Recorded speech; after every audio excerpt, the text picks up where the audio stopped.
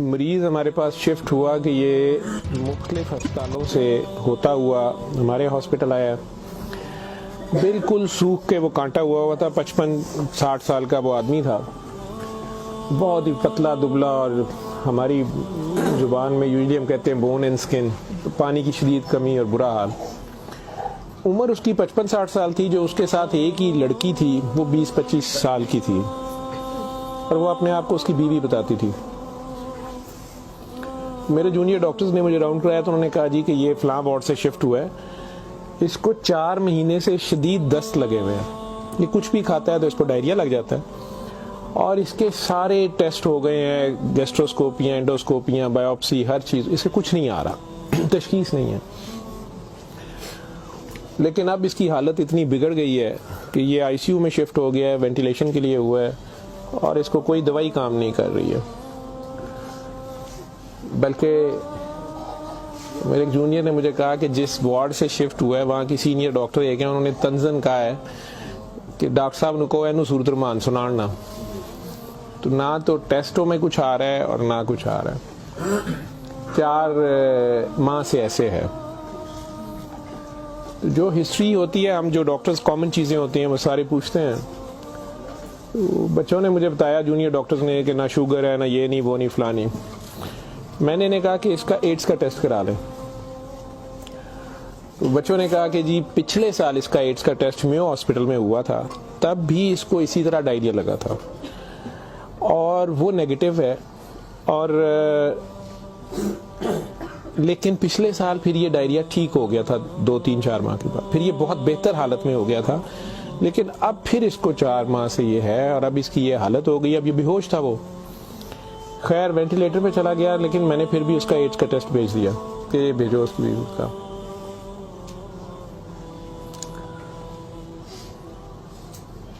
سورہ رحمان ہمارے آئی سی یو میں ویسے ہی لگتی ہے, صبح دوپہر شام, کئی بار مس ہو جائے, دن میں کم از کم ایک بار ضرور لگ جاتی ہے. کوئی نہ کوئی ڈاکٹر نرس ڈیوٹی اپنی سمجھ کے اس کو لگا دیتے ہیں.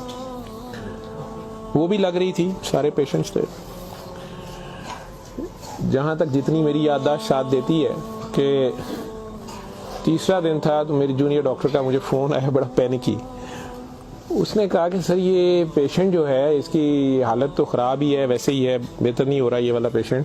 اس پہ اچانک ایک چینج آئی ہے کہ یہ سورہ رحمان جب بھی لگتی ہے, میں نے نوٹ کیا ہے, لیکن نرسز صبح سے بتا رہے تھے, لیکن میں نے یہ نوٹ کیا اب کہ جب بھی لگتی ہے اس کے ناک اور منہ سے ویسے اس کے پائپ ڈالا ہوا تھا, پھیپھڑے, ہم سانس اس کو مشین, سانس والی مشین سے جو ہے نا وہ اس کے لیے پائپ ڈالا ہوا تھا. ناک میں بھی ایک نالی تھی معدے کے لیے, بے ہوش تھا.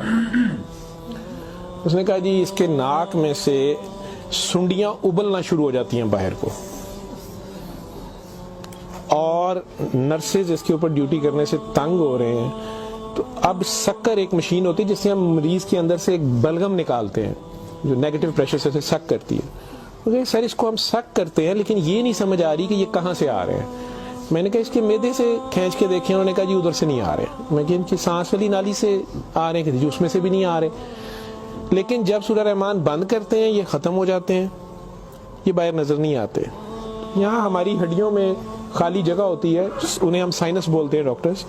میں نے کہا یار پھر اس کے یہ سائنس سے آ رہے ہیں, اور میڈیکلی ہم اسے میگٹس انہیں کہتے ہیں. ہم شوگر کا مریض بچڑا آخری سٹیج پہ, کئی بار اس کے زخم بہت خراب ہو جائے تو اس میں کیڑے کئی بار پڑ جاتے ہیں اس طرح. لیکن یہ چیز میں نے نہیں سنی تھی, اور نہ ہی اس کی کوئی, نہ وہ شوگر کا مریض تھا نہ کچھ اور تھا. میں نے ڈاکٹر صاحب سے کہا کہ آپ جو ہے نا اس کا یہ تو اب اینٹی بایوٹکس جا رہی ہیں, سارا کچھ جا رہا ہے, ویسے اس کے ایڈز کے ٹیسٹ کا پتہ کرے وہ کب تک آئے گا. تو مجھے لگ رہا ہے کہ اس کی قوت مدافعت کوئی نہیں ہے, اور یہ کیڑے اس طرح پڑ گئے ہیں,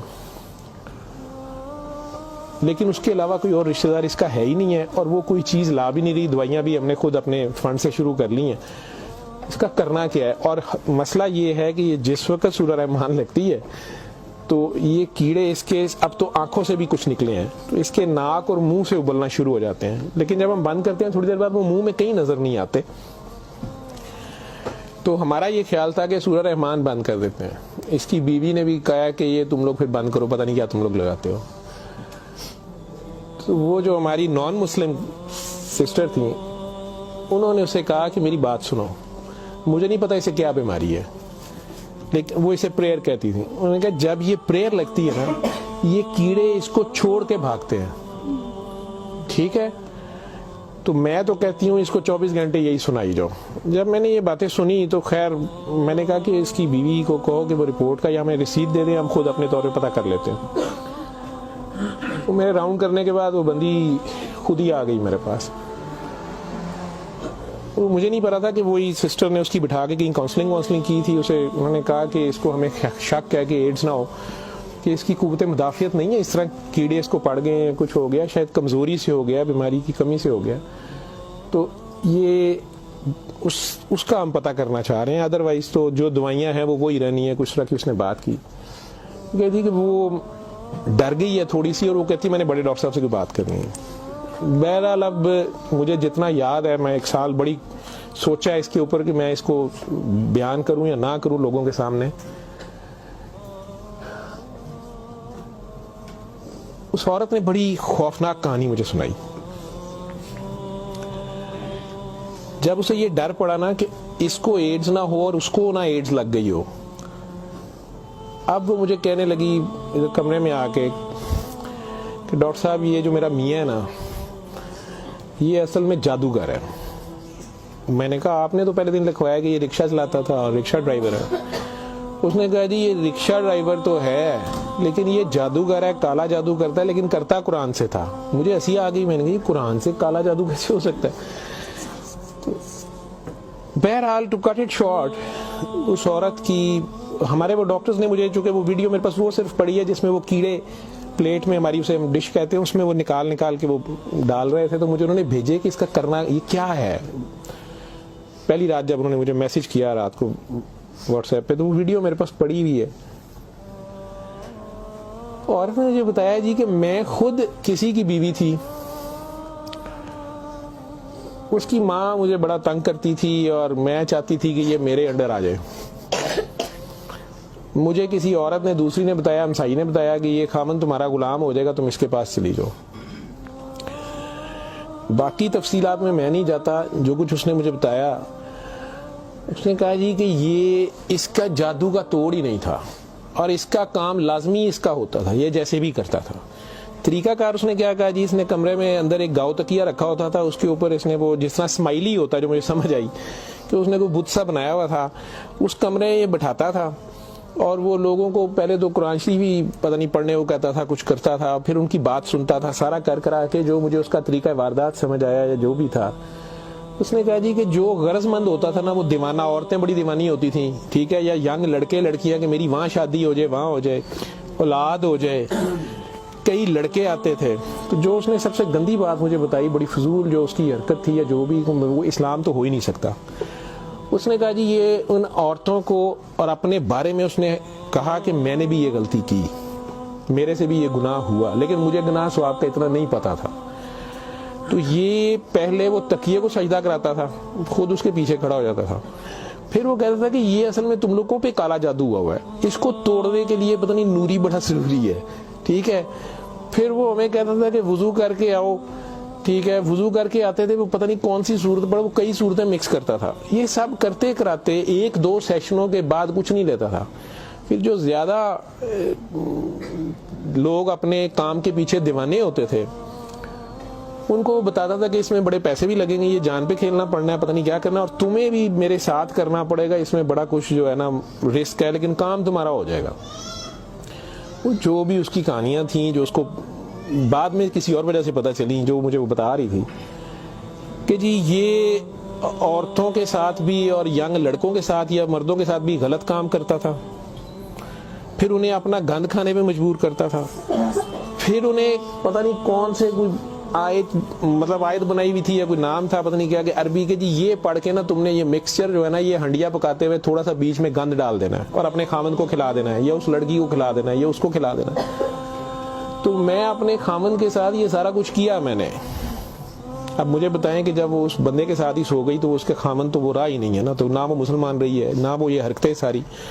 اب اس کے بعد بقول ان خاتون کے, اس لڑکی کے, کہ جی وہ خامن جو میرا تھا اس میں تو تبدیلی نہیں آئی, اس نے مجھے فل مارنا شروع کر دیا. اور مجھے اس کی میرے تڑپ اس کی طرف بھاگتی تھی کہ میں اس کے پاس آؤں. تو پھر میں نے اس کے پاس ویسے آنا شروع کر دیا کہ میں نے تمہارے ساتھ شادی کرنی ہے, میں نے ادھر سے طلاق لینی ہے, میں نے یہ کرنا ہے وہ کرنا ہے. تو میں انہیں بتائے بغیر اس کے پاس آ گئی. اس کے ساتھ میں 6 ماہ رہی. اس نے کہا کہ پھر ایسے ہی رہنا پڑے گا, اور اس سارے کام میں شامل ہوئی. تو اس نے ویسے مجھے کہا کہ نکاح ہو گیا ہے ہمارا, قرآن شریف پہ اس نے نکاح کیا. اس نے کہا ہم دونوں کی رضامندی نکاح ہے, وہ پیچھے سے طلاق لے کے نہیں آئی. ٹھیک ہے. اس کے بعد اس کو یہ ڈائریا لگ گیا.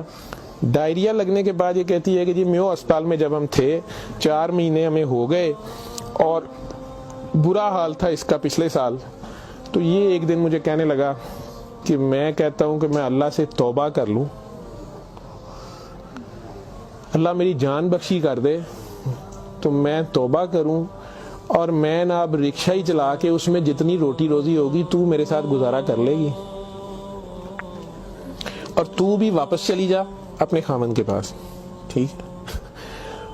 اور ادھر سے جا کے طلاق لے نہ لے, اور یہ نکاح نہیں ہے, اور جو بھی اس نے کہا کہ جی ہم نے توبہ کر لی بقول اس کے جو اس کی سمجھ تھی.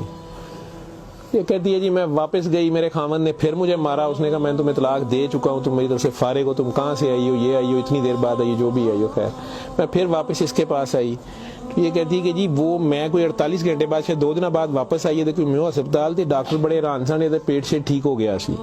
انہوں نے کیا دوائی فلانی مافک آ گئی ہے, فلانی مافک آ گئی ہے. تو یہ اپنے پیروں پہ کھڑا ہو گیا. اگلے کوئی 10-12 دنوں میں انہوں نے چھٹی دے دی. پھر یہ مجھے مسجد ایک میں لے کے گیا, وہاں ہم نے نکاح کیا. ٹھیک ہے. نکاح کیا, یہ رکشہ چلانا شروع ہو گیا. تو ڈاکٹر صاحب 6 مہینے انہیں بڑی محنت کی تھی, رکشہ بھی چلایا, میں بھی کرے سکی گلی کھاندے سا چنگا پلا سی. پر ڈاکٹر صاحب دنیا بڑی ظالم ہے, دی شہرت سی دنیا پیچھے پہنتی سی, کہنا سی میں کام چھڑ چھڑیا ہے. ڈاکٹر صاحب ہوں پھر ایک بچی آئی تو بڑی سونی سی, وہ بڑی روندی سی, وہ پتہ نہیں کی مسئلہ سی. ڈاکٹر صاحب نے وہ پھر وہی کام شروع کر لیا. انہیں پھر وہی کام شروع کیتا ہے. میں انہوں پہلے کہندی رہی ہوں, لیکن ڈاکٹر صاحب یہ پیسے بڑے آندے سن. وہ دے بعد ہون 4 مہینے تو یہ اس کی یہ حالت ہے, اور اب یہ بے ہوش ہے. اب میں اللہ سے توبہ کرنا چاہتی ہوں, اللہ مجھے معاف کر دے, مجھے تو سمجھ نہیں تھی, تو مجھے معافی لے دیں. اور اس کا اب کیا بنے گا اور کیا نہیں بنے گا. میں نے یہ کافی بیچ میں سے سینسر کر کے آپ لوگوں کو ساری بات سنائی ہے. اور مجھے کہتی ہے جو کیڑے اس کے اندر سے نکلتے ہیں یہ کیوں آ رہے ہیں, یہ کہاں سے آ رہے ہیں. میں کہ بی بی یہ میں نے اسے سائنسز وغیرہ سمجھایا. میں کہ یہ اس کے بہت زیادہ خون کی کمی ہے, اس کے اندر جراثیم پڑ گئے ہیں, جو بھی. میں ڈاکٹری تو میں اسے اور کیا میں اسے کہتا.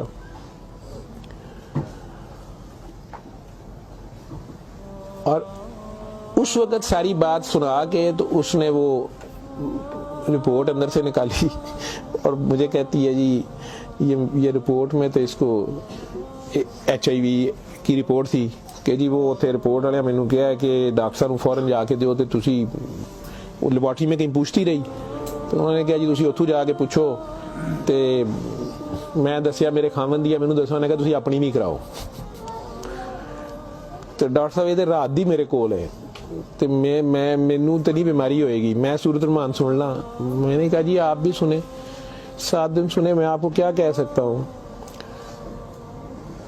ایک دن وہ اور زندہ رہا, بندہ مر گیا. آخر تک اس کے کیڑے وہ آتے رہے اسی طرح. جب بھی وہ سورہ رحمان لگتی تھی وہ ایسے ہوتا تھا جیسے ابلتے تھے باہر کو, ناک سے اس کے, مطلب وہ 1-2 نہیں ہوتے تھے کہ جنہیں آپ پکڑ کے سائڈ پہ کر دیں. میں نے بتایا نا کہ وہ شکر مشین رکھ کے, تو اس سے وہ شکر میں ہم سک کرتے تھے اس کو سارا, وہ مشین میں جاتے تھے, لمبی سنیاں اس کی, ناک سے منہ سے. اور آخر میں وہ عورت بھی اس کی ڈیڈ باڈی لینے میں بھی تیار نہیں تھی. نہیں جی یہ میں انہوں کتنے دباں گی, یہ وہ. میں کہ نہیں اب اس کو, یہ تو آپ نہیں لے کے جانا, ہم ہاسپٹل سے ہم اور کیا کر سکتے ہیں. اللہ جانے کی سال پرانی بات ہمارے ہاسپٹل میں رہ کے گیا ہے پیش. اول تو مسلمان نہ جادو کر سکتا ہے, اگر وہ جادو والا علم کہیں سے سیکھ بھی لیتا ہے یا اپنے طریقے سے وہ سمجھتا ہے وہ جادو کر رہا ہے, تو وہ مسلمان نہیں رہتا. ایک چیز, قرآن کو ہی لوگ مس یوز کرتے ہیں, ناپاک حالت میں غلط طریقے سے بڑا کچھ کرتے ہیں, اور کئی بار ہم ناسمجھی میں بھی اپنا خسارہ بڑھاتے ہیں, ہمیں سمجھ نہیں ہوتی اور ہم کچھ چیزیں کرتے ہیں. قرآن خود کہہ رہا ہے کہ اس سے مومن کے لیے شفا اور رحمت ہے، اور ظالم اسی میں سے اپنے لیے خسارہ بڑھاتے ہیں۔ اپنی جان پہ ظلم کرنا بھی ظلم ہی ہوتا ہے۔ تو اول تو مسلمان جادو نہ کر سکتا ہے، نہ کسی دوسرے پہ کرواتا ہے، اگر دوسرے پہ بھی کرواتا وہ مسلمان نہیں رہتا۔ جب آپ جادو کے چکر میں پڑیں گے یہ خود شرک ہے، آپ اللہ بننے کی کوشش کر رہے ہیں نا، آپ اپنی مرضی کے ریزلٹس لینے کی کوشش کر رہے ہیں، ٹھیک ہے، مافوق الفطرت طریقے سے، اور پھر اس سے زیادہ بڑی بدبختی کہ اللہ کے کلام کو مس یوز کر کے وہ سارا کر کے، تو وہ مسلمان نہیں رہتا۔ میں نے اس دن بھی بتایا تھا، وہ بچی امریکہ سے جو فون کر رہی تھی آپ لوگوں کے سامنے، یہاں میں نے اسے کلمہ شہادت پڑھایا تھا، اسے دوبارہ کلمہ پڑھوایا تھا کیونکہ اس کو پتہ نہیں تھا، یہاں وہ آئی تو وہ اس سے یہی کام کسی اور نے کروایا، وہ مسلمان رہ ہی نہیں گئی ہوئی تھی، اور خامن سے لڑائی اس کی چل رہی تھی، ان کا آپس میں فساد ہو جاتا تھا، ٹھیک ٹھاک پرابلم میں تھے، اس سے دوبارہ سے باوضو ہو کے آپ کلمہ پڑھیں، زندگی میں اگر ایسی کبھی غلطی کر دی ہے تو اللہ سے معافی مانگیں اور دوبارہ سے کلمہ پڑھ کے مسلمان ہو۔ دوسرا، اگر آپ میں سے کسی کو وہم ہے کہ آپ لوگوں پہ جادو ہے، کسی بابے کے پاس جانے کی ضرورت نہیں ہے۔ یہ تو فٹافٹ آپ لوگ کہتے ہیں کہ جادو برحق ہے، اور جی جادو نبی کریم صلی اللہ علیہ وسلم پہ بھی ہو گیا تھا۔ نبی کریم صلی اللہ علیہ وسلم نے اس کو کیسے توڑا تھا، انہوں نے کیا طریقہ بتایا ہے؟ ایک بار سورہ فلق، ایک بار سورہ ناس، یا آپ 3 بار سورہ فلق 3 بار سورہ ناس پڑھ لیں، جادو ختم ہو گیا۔ اعوذ باللہ من الشیطان الرجیم پڑھتے ہی ختم ہو گیا۔ ویسے تو مسلمانوں پہ تو ہوتا ہی نہیں ہے، میں نے سورہ مومنون کی 89 آیت بار بار ریفرنس دیا ہے، میں کسی بحث میں نہیں مذہبی میں پڑھنا چاہتا، اللہ بڑے واضح طریقے سے اس میں بتا رہے ہیں کہ ان سے پوچھو، سورہ مومنون میں 84 سے 89 تک، ان سے پوچھو کہ آسمان اور زمین کا مالک کون ہے، یہ سارا کچھ کس نے بنایا، یہ فوراً کہیں گے اللہ نے۔ ان سے پوچھو تمہاری زندگی اور موت کا ہر چیز کون فانی، کہیں گے اللہ نے۔ ان سے پوچھو پھر تم کہاں سے جادو کر دیے جاتے ہو، جب ہر چیز کا مالک وہ ہے تو پھر یہ جادو تم لوگوں پہ کہاں سے ہو جاتا ہے؟ یہ ہماری اپنی سوچ میں ہوتا ہے۔ 99% لوگ تو سائیکی کے مریض بنے ہوتے ہیں، اور یہ اصل میں آپس کی نفرت ہوتی ہے، ہماری آپس کی نفرت، حسد، کینے، بغض، لالچ، ہوس، یہ جو ہماری سوچ کی لہریں ہیں یہ ضرور ایک دوسرے کو ڈسٹرب کرتی ہیں۔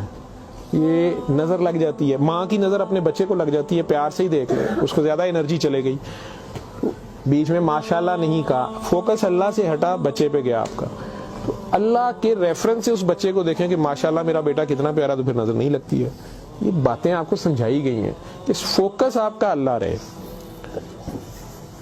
نعوذ باللہ نعوذ باللہ نعوذ باللہ، کئی بچے میرے ساتھ زیادہ پیار سے جب زیادہ چلتے ہیں، آپ اللہ ہیں، نعوذ باللہ میں اللہ کیسے ہو سکتا ہوں؟ پھر انہیں میں کہتا ہوں کہ بیٹا یہ کفریہ کلمہ ہے، کسی بات سے کوئی بندہ مدتوں سے پھنسا ہوتا ہے، اس میں سے نکلتا ہے، کئی بہت بڑی بات کر دیتے ہیں۔ ہوش کے لوگ نہیں ہوتے ہیں، جب تک ہوش میں نہیں ہوتے ہیں تو اس وقت تک تو ان پہ حد نہیں لگتی، لیکن جب ہوش آ گئی ہے اس کے بعد یہ بات کفر میں آتی ہے،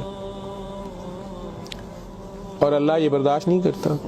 آپ ناسمجھی میں بھی کر رہے ہو، بچہ ناسمجھی میں بھی الٹی سیدھی حرکتیں کر رہا ہو تو ماں تو کان پکڑ لیتی ہے، اس نے بھی اسے سکھانا تو ہوتا ہے، اسے ثابت تو کرائے گا، پہچان تو کرا کے چھوڑے گا اللہ کون ہے، اللہ کہاں ہے، ٹھیک ہے۔